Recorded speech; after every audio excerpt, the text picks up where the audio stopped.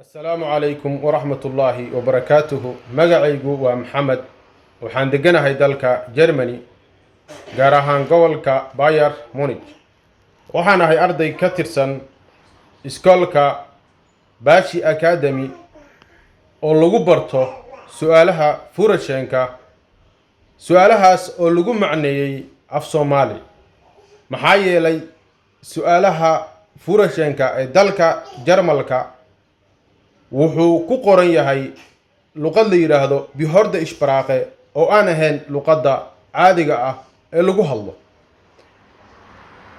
sidaa darteed waxaa ii fududaatay inaan su'aalihii barto ama xifdiyo boqolkiiba boqol. allah ayaa mahadda iska leh subxaanahu wa tacaala.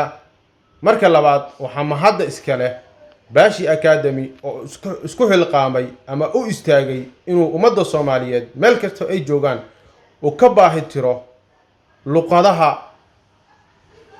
aysan fahmi karin oo ka hor istaagsan horumarkooda iyo hamigooda. haddii aan taariikhdayda wax yar ka sheekeeyo weliba ku saabsan dhankan furasheenka ama su'aalaha furasheenka, waxaan isdiiwaan geliyey 2019 oo aan bilaabay in aan barto su'aalahan furasheenka. waxaan bixiyay lacag 450 euro ah oo aan isku diiwaan geliyey. waan soo qaatay weliba anoo jecel in aan barto xifdiyo horeyna u socdo. weliba sanadkaas wuxuu ii ahaa sanadkii aan isdhahayay furasheenka waa qaadan doontaa, laakiin nasiib xumo waxaa dhacday markii aan abkii furay gudihiina galay in aan su'aalihii fahmi waayo ay igu adkaadaan. sidii ayaanba iskaga daayay, waayo haddaadan fahmeen horey uma soco kartid. abkii sidii ayuu iga dhacay April 2020 anigoo aan su'aalihii waxba ka fahmin akhrina.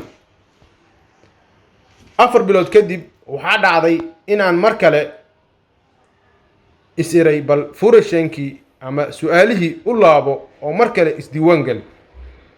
waxaan isdiiwaan geliyey 8aad 2020 haddana abkii waa soo qaatay 450 eerana mar kale aan bixiyey.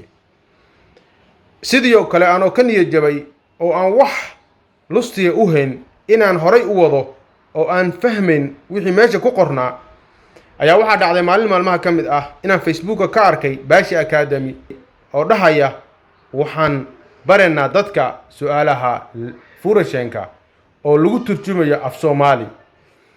alxamdulillah maalintaas ayaan waxaan isku dayay inaan la sameeyo contact baashi academy oo aan qoraal u dhigay. qoraalkii markaa u dhigay wuu ii soo jawaabay, waxaana ii suurta gashay in aan bilaabo 14 bishii shanaad 2021 ayadoo abkeygii iyo iskoolkii aan iska soo diiwaan geliyey uu iga dhiman yahay muddo ah 4 bilood. waxaa dhacday baashi academy in uu ii soo diray cashirkii koowaad maalintii aan isdiiwaan geliyey ee 14 bishii shanaad 2021. waxay dhamaayeen cashirada maalintaas liina sheegay inay cashiradu yihiin 28 cashir oo kaliya oo lagu soo koobayo su'aalihii furasheenka ee dalka Jarmalka oo idin. wuxuu ii dhamaaday 10kii bishii 6aad 2021. waan bartay alxamdulillah. isla maalintii uu ii dhamaaday maalintii ku xigtana waxaan iska soo diiwaan geliyey iskoolkaygii oo aan soo qabsaday ballantii imtixaanka. waa 15 bishii 7aad 2021. aad u mahadsantihiin.